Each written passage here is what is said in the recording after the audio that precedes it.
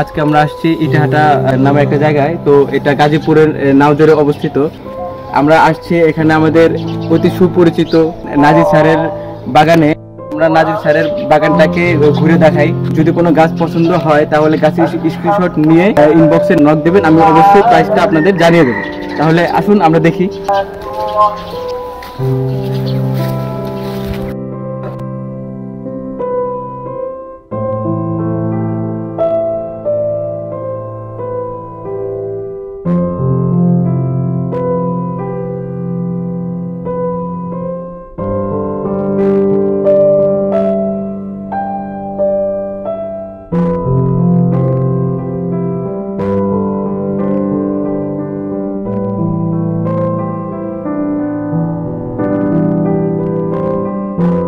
ফুল অনেকদিন পর আসলাম। জি স্যার, প্রায় 2 সপ্তাহ পরে। গাছগুলোতে পানি দরকার আছে, পাতাগুলো কেমন একটু নেতি নেতি গেছে, পানি দিলে আবার টাটকা হবে। তবে পানি ইচ্ছে করে কদিন দেই নাই, লেবু গাছে পানি দেই নাই, কারণ লেবু গাছে ফল আসার এটা হচ্ছে একটা টেকনিক। আচ্ছা তাই? হ্যাঁ, জানতাম না তো। হ্যাঁ, আজকে জিজ্ঞেস করে আজকে জানিয়ে দিল। ইচ্ছে করে পানি দেয়নি। হ্যাঁ, পাতা আরো পাতাগুলো আরো ঝরে গেলে আরো ভালো হতো। পানি পেলে পরে দ্রুত ফুলে ভরে যেত গাছগুলো। ও আচ্ছা, একটা টেকনিক। পানি না পেলে ওরা যখন দেখা যায় মরে যাচ্ছে তখন দ্রুতই ফল দিয়ে, তারপরে ফুল এসে ফল দিয়ে জীবনকে পরিপূর্ণ করে তারপরে যেতে চায়। নাহলে পানি পেলে শুধু বৃদ্ধির দিকে ওদের মনোযোগটা থাকে। আচ্ছা, এই ব্যাপার। লেবু গাছের সাইকোলজি বুঝতে হয়।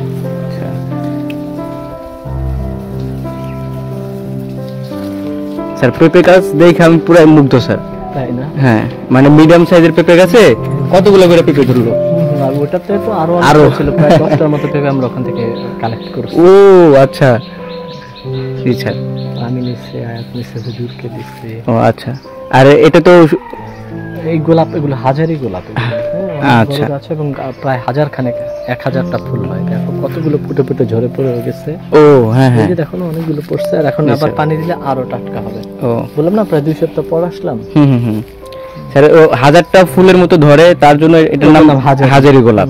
বাহ, অনেক সুন্দর নাম। আচ্ছা, তারপরে এই যে আমাদের কি বলে, লিচু। না না, এটা লিচু না, এটা হচ্ছে সাফেদা ধরছে ওইদিকে, দেখছো? ও না স্যার, দেখি না স্যার। আচ্ছা স্যার, মানে স্যার অনেকটা কিন্তু লিচু গাছের পাতার মতো। হ্যাঁ, ও হ্যাঁ হ্যাঁ হ্যাঁ, এই তো। লেবু আরো অনেক হয়েছিল, এবার তো লেবু সিজন শেষ। কিছু লেবু আছে যে ধরে পড়ে আছে, পানি দিলে আবার ঠিক হয়ে যাবে। ওগুলো পেরে ফেলবো আর কি, ভালো হয়েছে, এগুলো চারা করে ফেলবো। ও, এই লেবুর দামটা হচ্ছে কলম্বো, অনেক বড় হয় লেবুটা, রস হয় প্রচুর, বীজ হয় অবশ্য, এটা সিডলেস না, এটা বীজ হয়। আর এই যে পাতাগুলো যে দেখছো ঝরে গেছে, এগুলো ইচ্ছে করে এরকম করা হয়েছে। এখন পানি দিব না, দ্রুত প্রচুর পরিমাণে ফুল ধরবে আর কি। ও আচ্ছা, ওই টেকনিকটা এখানে, এটা প্রাকৃতিক টেকনিক আর কি, প্রাকৃতিক ন্যাচারাল টেকনিক। কোনো সার টার, আমরা তো সব জৈব সার, প্রাকৃতিক, কোনো আমাদের কোনো রাসায়নিক সার একটাও না, ইউরিয়া না, টিএসপি না, পটাশ না, সব আমরা কিচেন কম্পোস্ট এবং এই যে এখানে বানানো যে সার, জৈব সার, এগুলো দিয়ে। এটা যেন কি গাছ? এটা জাম গাছ। হ্যাঁ, কলম করা। ও আচ্ছা, কলম করা জাম গাছ। রূপচর্চার জন্য, হ্যাঁ, অ্যালোভেরা তো রূপচর্চার জন্য। হচ্ছে টগর। আচ্ছা, টগর। বাহ। বাদাম গাছ, কাঠবাদাম। আচ্ছা, আতা গাছ, এটা চারা। হ্যাঁ, এটা চারা অবশ্য, এটা কলম করা না। ও, তারপরে যে দারচিনি গাছ আছে, বড় হয়েছে অনেকগুলো, যে দারচিনি। ও, একেবারে এইখান থেকে ধরা শুরু হয়েছে, এখান থেকে ডার্ক দেখা যাচ্ছে। হ্যাঁ হ্যাঁ, এইখান থেকে ধরে একদম ওই পর্যন্ত হয়েছে। ওরে বাবা, ওই যে ওটা দেখলেই তো বোঝা যায়, বুঝছো না? পেঁপে কালেক্ট করেছি এখান থেকে। ও, আমরা প্রায় 10টার মতো পেঁপে নিচ্ছি। ও আচ্ছা স্যার, মানে পেঁপে চারা রোপণের পর কতদিনের মধ্যে আর কি পেঁপেটা আসে? 45 দিনের মধ্যে ফুল ধরবে। এগুলো হচ্ছে G9 জাতের কলা। গত বছর না, এই বছর। তারপর এটা হচ্ছে গিয়া কাঠগোলাপ। পাতাগুলো ঝরে যাচ্ছে শীতের সময়, এমনিতেও পাতা ঝরে যায়।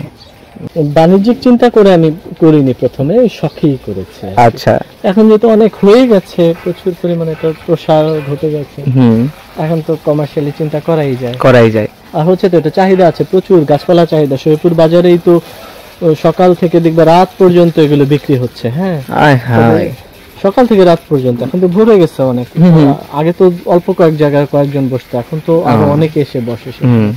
গাছপালার প্রতি মানুষের আগ্রহ বাড়ছে। ছাদে করা যায়। এখন তো ফলের গাছও আছে, ফলের গাছ, ফুলের গাছ।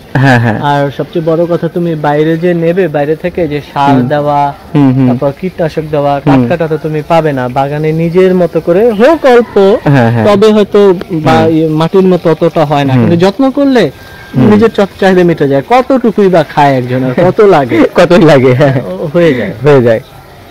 আর ওটার একটা অন্যরকম আনন্দ কাজ করছে, শরীর ভালো থাকে, ঝরঝরে থাকে। হ্যাঁ, অবসর সময়টা একটু সময় দিলে পারা যায়। আর বললাম টাটকা জিনিসটা সবচেয়ে বড় কথা। বাইরে তো ফরমালিন দেওয়া থাকে, সার দেওয়া থাকে, মেডিসিন দেওয়া থাকে, কিন্তু এখানে তুমি সব ঘরের উপাদান দিয়ে, কিচেন কম্পোস্ট, সবজির খোসা, চা পাতির ডিমের খোসা, এগুলো কলার খোসা, এগুলো এক জায়গায় জমিয়ে রেখে এগুলোকেই তুমি সার বানিয়ে দিতে পারো। ওতেই হয়ে যায়, লাগে না। আর কয়েকদিন তো, এখন তো কাঁচা আছে, আর কয়েকদিন পরে শুকিয়ে গেলে ওগুলো আনতে সুবিধা হবে আর কি। কাঁচাগুলো একটু ওজন বেশি না, পচাতে কাঁচাগুলো হয় না, পচানো যায়, ওটা আরো তাড়াতাড়ি পচে। আর শুকনো গুলো তো আবার একটু পানি টানি দিতে হয়। প্রত্যেকটারই সুবিধা অসুবিধা আছে। কাঁচাটাই হলো প্রচুর গ্যাস উৎপাদন করে। আর এখন যে জৈব সারের জন্যই তো সব কৃষিবিদরা তো জৈব সারই সাজেস্ট